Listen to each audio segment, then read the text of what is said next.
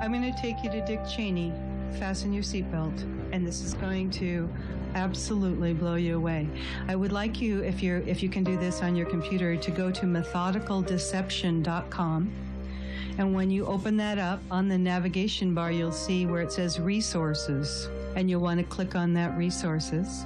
And then there's a big box that says about the Israeli art students at the World Trade Center. Click here. Click on that and tell me when you get to that page that has some photographs, because this is the elephant in the room that nobody wanted to talk about.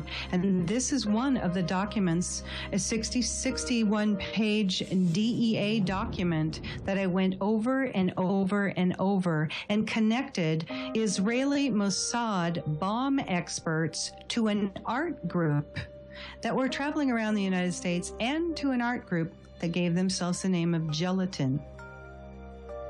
So are you there? I'm there. So you got those pictures? Yeah. Okay, now I'm going to take you to Dick Cheney. Just listen up.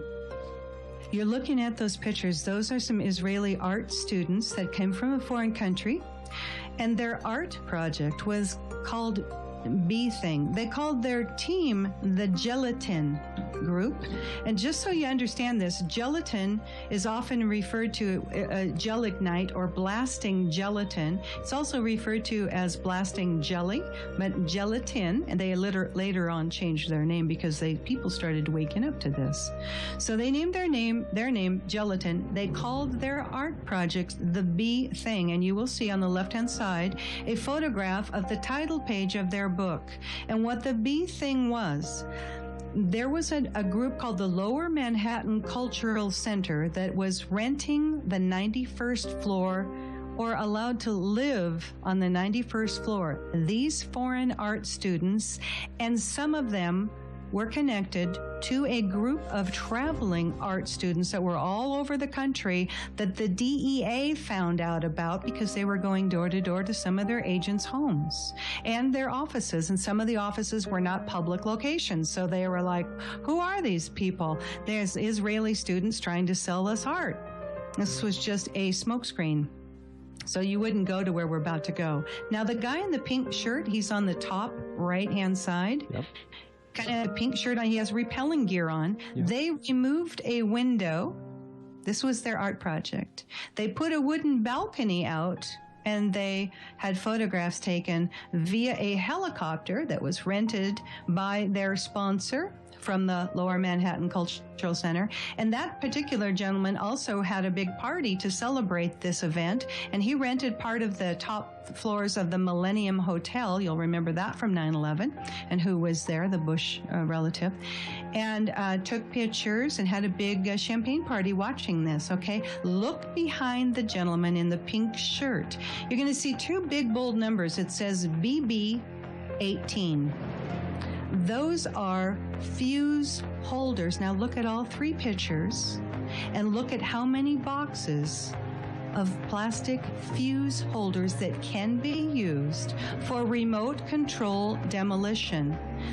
And ask yourself, why would art students from Israel and Austria be having thousands of fuse holders? This building was built in the early 1970s. They weren't electricians. They weren't redoing all of the electricity in that building. You know, think about this. Okay, so I get this book out, I'm waiting for my shipment of books to show up, and I literally had a voice say to me, look into this. Those fuses, by the way, come from a company called Littel Fuse, Littel Fuse Company. They're located in Chicago.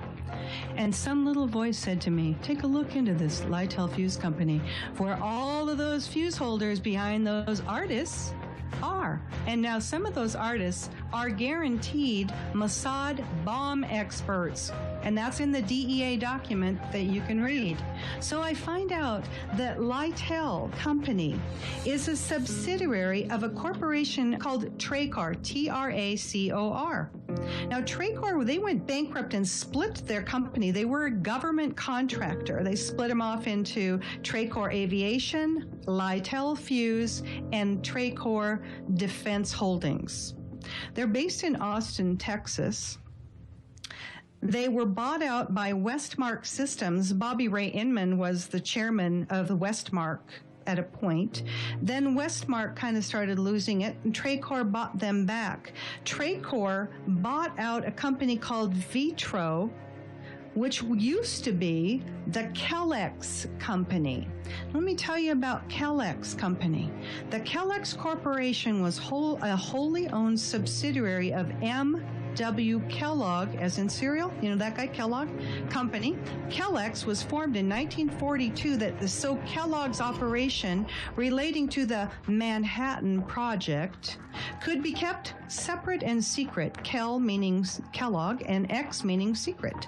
The new company's goal was to design a facility for the production of enriched uranium through a gaseous diffusion technique.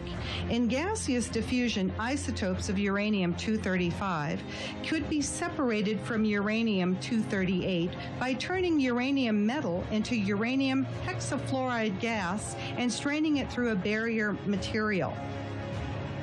Now, this is kind of interesting, too. So for those of you who remember that originally the first responders were getting calls that there was a missile launched from the Woolworth building, the newly formed Kellex Company's original headquarters were in the Woolworth building in Lower Manhattan. I know, it's just another coincidence, isn't it?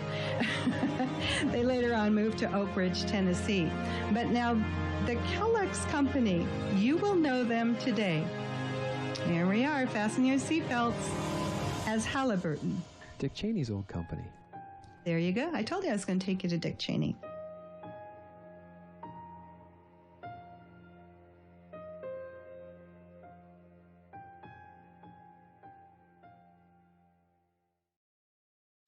They did it. I have had long conversations over the past 2 weeks with contacts at the Army War College, at Headquarters Marine Corps, and I made it absolutely clear in both cases that it is 100% certain that 9/11 was a Mossad operation.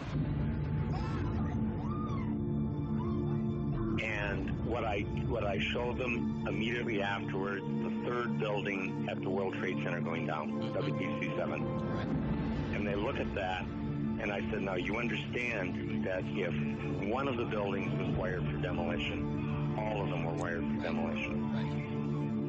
And what Americans need to understand, they did it. They did it. And if they do understand that, Israel will flat-ass disappear from this earth. 9/11 has led directly 60,000 Americans dead and wounded. God knows how many hundreds of thousands of people in other countries that we killed or wounded or made homeless. If Americans ever know that Israel did this, they're going to scrub them off the earth, and they're not going to give a rat's ass what the cost is. They are not going to care. They will do it. The Zionists are playing this as truly an all-or-nothing exercise, because if they lose this one, if the American people ever realize what's happened, they're done. It'll be a bloody, brutal war, and they're gone.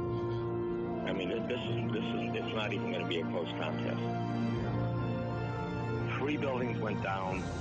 The third was not hit by a plane. It was wired for controlled demolition.